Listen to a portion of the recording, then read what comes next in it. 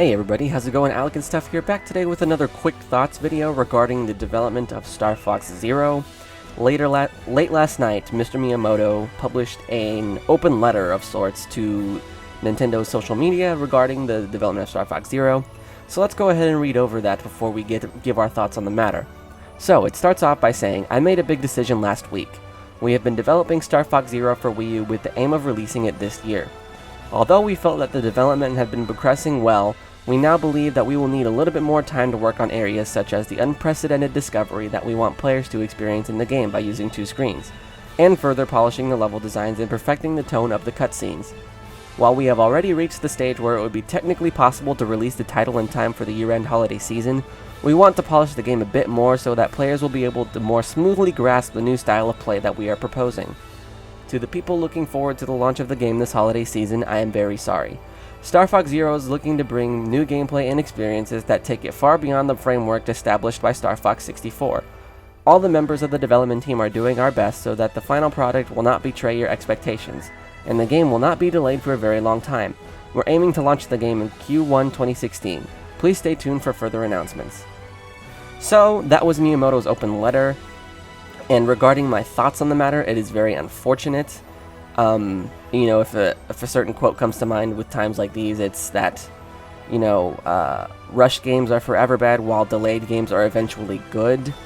But, if they need more time, they need more time, I really do believe that rush development tends to kill games these kind of days. Take a look at Destiny, take a look at, in my opinion, Luigi's Mansion Dark Moon. There's a bunch of examples out there that it just seems like whenever you pick it up, it just seems like it was almost rushed in a way, that things weren't as polished as they could have been. And I think Mr. Miyamoto is very aware of that, and he doesn't want to fall victim to that sort of thing.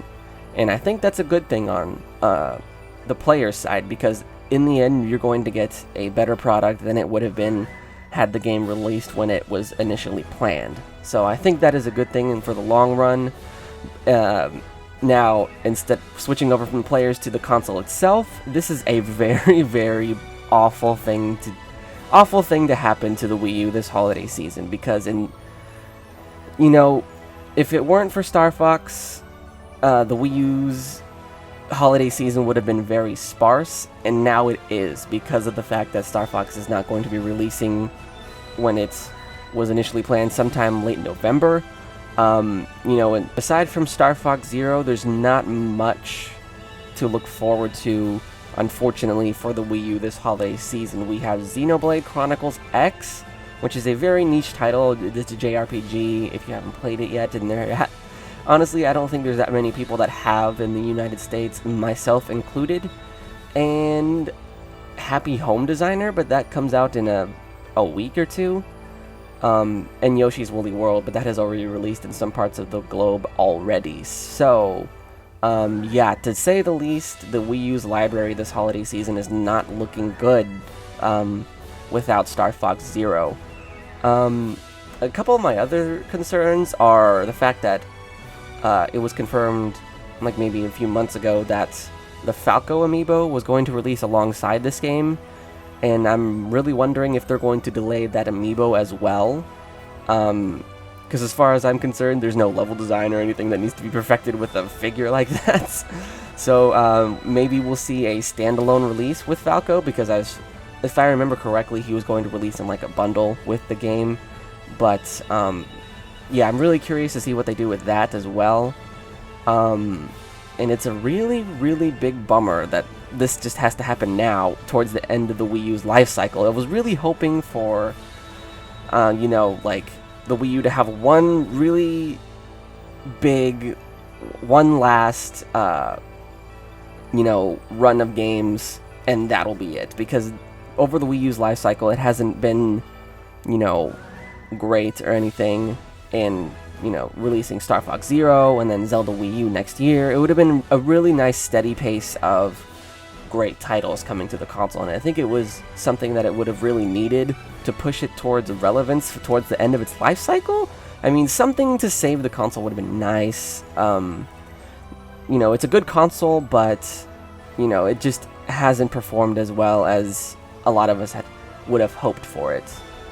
But yeah, as I said earlier, you know, that quote that comes to mind, the rushed games are forever bad and delayed games are eventually good. I think this is a good move for the players in the end, because you're going to get a better product than you would have if the game had shipped initially as planned. But you know, those are my thoughts on the matter. If you have anything I may have missed or any additional thoughts on the matter, please be sure to leave that in the comments below. I love discussing things like this. But yeah, it's just really unfortunate for the Wii U. I really hope it pulls through this holiday season by some miracle of man. But yeah, that is about all we know on Star Fox Zero. He didn't give a release date very clearly. He just gave us a little timeline of Q1 of 2016. That could be anywhere. I think Q1 is January through about March.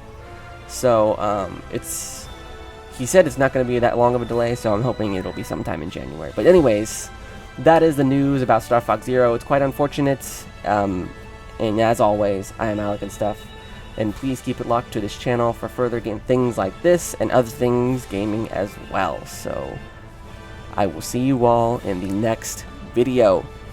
Bye-bye! Or there's always some formal announcement coming from Nintendo or Sakurai himself before these things hit. And it's kind of nice from over there. You could have some charges as well over there. And it seems also like a map that's good for the slosher. And I think